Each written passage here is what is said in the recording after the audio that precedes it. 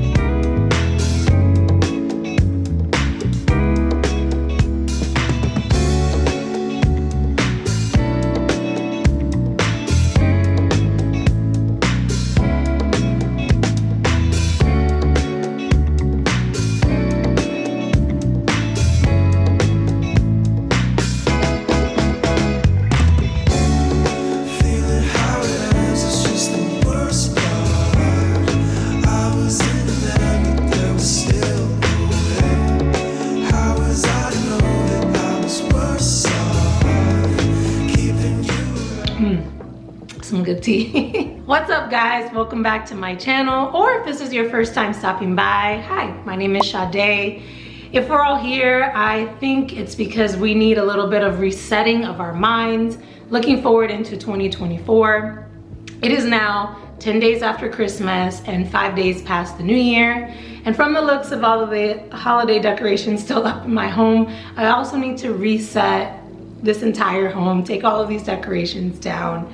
I wish that taking down decorations was nearly as fun as putting them up, but I keep telling myself that once it's all done, I'll feel much better. At least that's what I'm gonna tell myself. I was in the man, but there was still no way. How was I to know that I was worse off?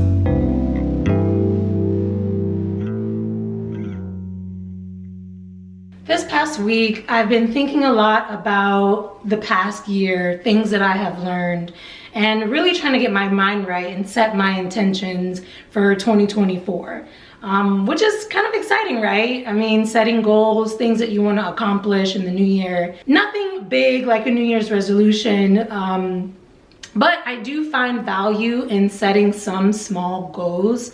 In my mind, it's a way of kind of planting seeds of hope in the future. Especially in a world where, you know, things kind of feel like they're falling apart every day and there's so much uncertainty and it's kind of scary. And so me as an optimist, you know, I feel like setting these little small goals, things that I can look forward to, help me to put one foot in front of the other moving forward. Isn't she pretty?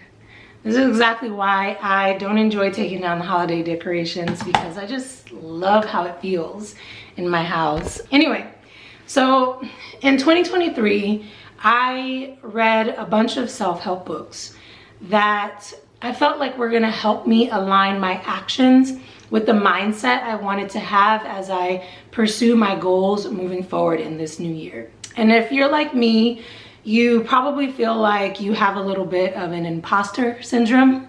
I definitely struggle with that. I also sometimes struggle with not always feeling worthy of good things happening in my life, and sometimes lack a bit of self-confidence, or just generally feeling lost in the sauce as it pertains to, you know, the purpose for my life, what I should be doing with my life. Sounds all very dramatic. Yes, but these are just honest feelings, you know, the darker side of me, I suppose. It's not very comfortable sharing, but it's the truth. So when I get into that dark place, I try and look to self-help books to kind of zoom out and give my life some perspective. And if all of this sounds really relatable to you, I'm going to recommend 5 books in this video that I think might also help you, and books that I think that you should read generally. Everyone should read, regardless of the circumstance, moving forward into 2024. Ooh, that sugar sweet, you got what I need. Sipping on the potion, all that good emotion, just my kind of heat. Keep it on repeat, tested by the motion, loving this devotion.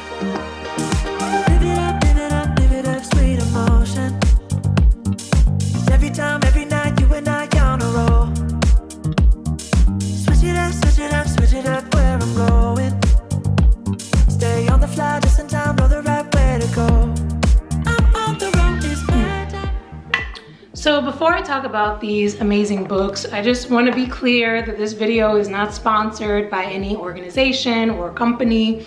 A lot of these books I just heard about were referred to me by other bloggers or recommended to me on Audible, which is the app that I use to read a lot of these books. I use it religiously and I absolutely love it. For one, it helps me to still be able to listen to these books and multitask. I can be taking down my Christmas tree while listening to a book, or walking my dogs, or oftentimes I listen to books while I'm commuting to and from work, which is great. But whether you're an auditory learner like myself, or you prefer, like a physical paperback, regardless of your preference or your medium, all of these books I believe will bring you really great benefits to the way that you think about your life and just yourself as a person and an individual. And I am running low on tea. I'll get more tea. Taking control of my life. I want to run the red lights. I've got to run this show. You always take me. So the first two books that I'm going to recommend are written and narrated by Miss Oprah Winfrey herself. I love her. I could literally listen to her all day, every day. The books are called A Path Made Clear and What I Know for Sure. Don't mind me, I'm just going to be looking at my notes because the messages in these books I felt like were so important and so powerful to me that I just wanted to write them down so I wouldn't forget them. Anyway, the themes of these two books talk about the saboteur within us. In A Path Made Clear, Oprah stresses that no matter the path that you decide to take in life, you have to be prepared to fail. And why? Because if humans don't face challenges and learn from their failures, it's often very difficult for them to grow and expand, be able to be pushed outside of your comfort zone. So she says sometimes you need to break down to be able to break through. And most importantly, the test in life is what you do while you're in that suffering. And to follow that thread, Oprah says in What I Know for Sure, she says that one should always be grateful to encounter those challenges and furthermore to be able to survive them. The manner in which you're able to survive them really says a lot about the kind of person that you are in your core. So moving forward into 2024, when you encounter a moment of despair or desperation, that is the moment that Oprah says that you should exhibit the most gratitude. She says, gratitude really gives you perspective. Think, is this moment really the end all be all of my life? She says that the gift of gratitude is that in order to feel it, your ego kind of has to take a back seat, which brings me to the third and fourth books that I'm going to recommend that you read. I'm on the road, it's my time. Taking control of my life. I want to run the red lights. I've got to run this show. You always take me so high. You always make the highlights. I love the way we vibe. You're like a centerfold. Ooh, that sugar sweet. You got what I need. Sipping on the potion. All that good emotion. Just my kind of heat. Keep it on repeat. Tested by the motion. Loving is devotion. Ooh, that sugar.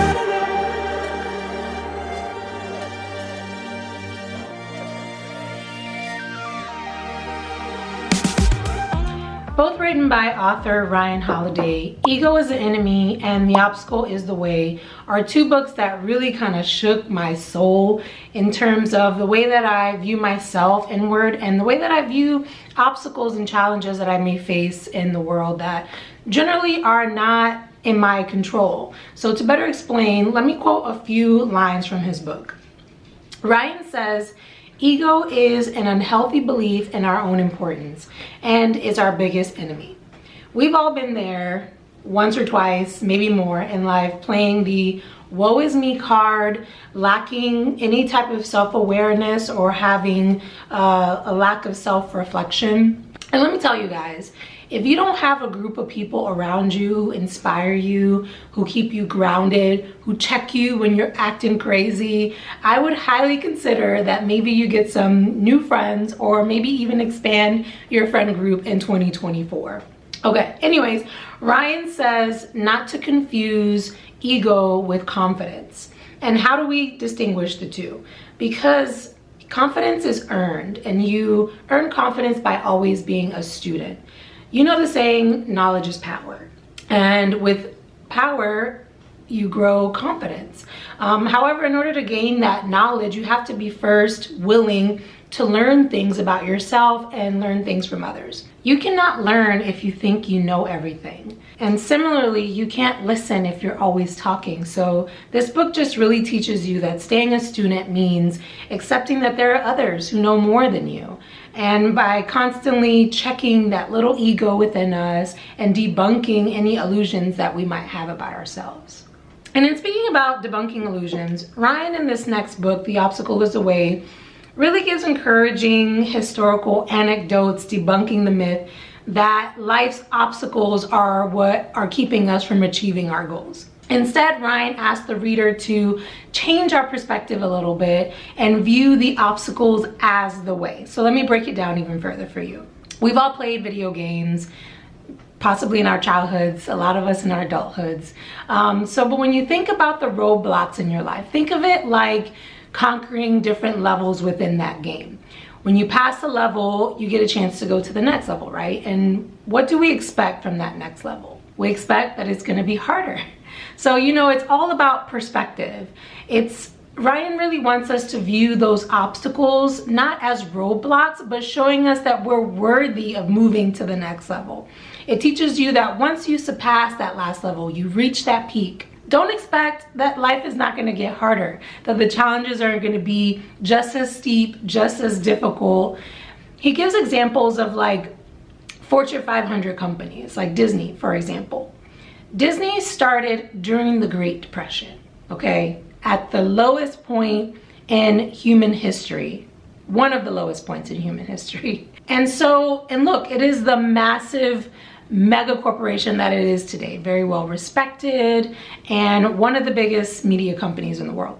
Walt Disney, founder of Disney, the gentleman who brought us Mickey Mouse himself, started as an illustrator and as an animator. When he was first starting out in his career, he got fired several times. He was not that good. So all that to say, moving forward into 2024, when I'm in a period or a moment, which I'm sure will undoubtedly happen, where I feel like nothing is going right and I'm maybe on the cusp of giving up, my hope is to remember the incredible stories and testimonies of this book and just truly shift my perspective and instead think, what is this moment trying to teach me? I'm on the road, it's my time, taking control of my life. I want to run the red lights, I've got to run this show. You always take me so high, you always make the highlights. I love the way we vibe, you're like a centerfold. Ooh, that's bittersweet, you got what I need. Sipping on the potion, all that good emotion, just my kind of heat, keep it on me. So I know so far we've been talking about how to approach situations dealing with our future selves, which is important, but this last book, the fifth and final book that I recommend that you read in 2024, has really taught me the delicate balance between preparing for our futures while also remembering to live in the now. Dang it, I'm out of tea. You know what? Give me that, give me that, give me that good reaction. Gonna make it right, little like an offer I can't refuse. I'm on the road, it's my time, taking control of my life. I want to run the red lights, I've got to run this show. You always take me so high, you always make the highlights. I love the way we vibe, you're like a centerfold. Ooh, that's bittersweet, you got what I need. Sipping on the potion. Yes, so much better. Okay, so in this very last book that I'm going to recommend that you read in 2024 is written by an author named Matthew Dix, and the book is called Someday is Today. It stresses that problem that most of us encounter when setting our goals, which is thinking that we have time. January 1 comes around, we're feeling pumped, we're enthusiastic, We have a good outlook looking ahead. And then second week of January, third week of January rolls around, and that feeling of that fear of failure kind of begins to sink in, a little bit of procrastination maybe. And then we start to look at our goals like, okay, maybe someday, maybe tomorrow I'll do it, maybe next week. Matthew says to get out of your head thinking that the circumstances and your situation has to be perfect for you to start, because it does not. It is almost always the case that no one who starts anything for the first time has it perfectly done. We all kind of suck when we start something new. That's the point. That's why there's a learning curve. So don't let perfection be the enemy of progress, you know. And he also says to celebrate your failures, you know. He says think of it as one less failure on the road to success. The book says to instead plan for your celebration. Plan for that first moment when you feel a little bit of success, and that kind of keeps you motivated to keep going. This book talks about, well, he gives a story about Michael Jordan, who I believe it was in his freshman year of high school, auditioned for the varsity basketball team, and he ended up getting cut from the team, which I didn't know, and is very surprising because, you know, MJ is the GOAT. He's the greatest basketball player, arguably, of all time. Stay out of my comments, LeBron fans. LeBron is dope too. But you know what I'm saying. So anyways, sucking and failing when you're first trying to start something new is normal. And the book just sort of reminds you of that this failure is just another part of the process. So to give you an example, in my opinion, when I started this YouTube channel, I had no idea what I was doing. I started with a GoPro camera, and I was scared and nervous. I didn't know what to say. Before publishing my first video, I wondered if anyone would watch at all. My channel is still small. I don't have many subscribers, and I'm so thankful for those who kind of stick around with me on this journey, more than you could ever imagine. But there are also people who are very comfortable on the internet being mean, which isn't very encouraging, and they will call you out on your crap, man. I've had people in my comments telling me that the quality of my sound sucks, or that the sneakers I'm wearing are dirty. I mean, damn. I mean, these are all true stories. But go back and look at the first videos of your favorite YouTubers, some of the most popular people on YouTube today. Go back and look at their first videos. I guarantee you the quality likely wasn't that great. But you know what? The point is that they never gave up. They kept working on their skill and their craft, and you know, their journey and where they are today is a testament to that. So sometimes it's a matter of just working until time meets opportunity. And I'm sure you guys have all heard that quote. In the book Someday Today, the author talks about the founder of Zumba. So the story goes that the founder was an aerobics instructor in some gym, and he got to his class as he normally would. He's going through, he's checking for his typical aerobics music, only to then realize that he had left it or had forgot it somehow. And all he had in his bag were music with like Latin vibe and of that genre. So what he did was, instead of letting that moment deter him from teaching the class and moving forward, he decided he was just gonna improvise the steps, put on some Spanish music, and boom, Zumba was born. So the author says that sometimes it's those obstacles or that misfortune that can lead to your success. So looking into 2024, my goal rather, and I hope that you will try to endeavor to do this as well, is to just keep going. Regardless of where you are, where you're starting from, skill level, if you have an interest in picking up anything for the first time, today is the day to do it. And I just ask, and I'm gonna ask this of myself, is just to not give up. That's it. On the road is my time, taking control of my life. I want to run the red lights, I've got to run this show.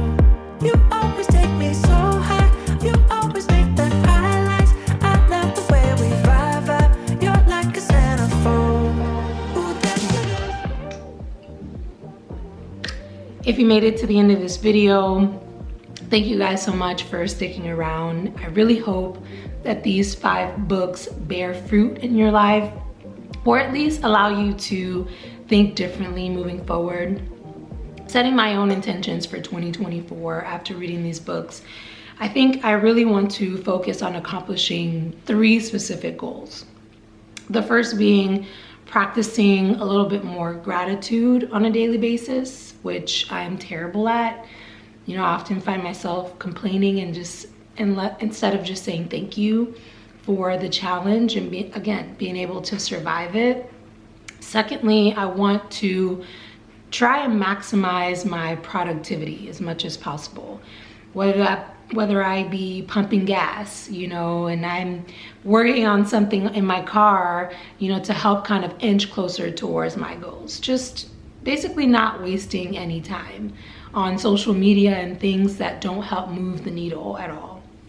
And lastly, I want to try and make an effort to stay disciplined. If you guys want to do something, if I want to try something this year, even if I'm bad at it to start, I'm going to try my hardest, and I hope that you will as well, to not give up. Let me know in the comments if you guys have already set a few small goals for yourself for 2024. I'd be really curious to hear about those. If you like this video and found it helpful, be kind, leave a thumbs up. Obviously, I talked about how people like to leave sometimes negative comments, but honestly, not every negative comment is bad. A lot of it is constructive, and I, for one, greatly appreciate people who spend their time and effort to leave a comment on one of my videos to help improve this channel and the content that I bring to you on this platform. Thank you guys. It really means a lot to me that you're at least invested enough that you want to see me improve. So honestly, thank you. So let me know in the comments if you got something. Hey Sade, you need to work on this, that, you talk too much. I need to know these things. See, I'm already in my student era. In any case, I am wishing you guys lots of love and peace, good health, of course, and an abundance of travel in 2024. Thank you guys all for sticking around this far, and I'll catch you guys in the next one. on the road is my time, taking control of my life. I want to run the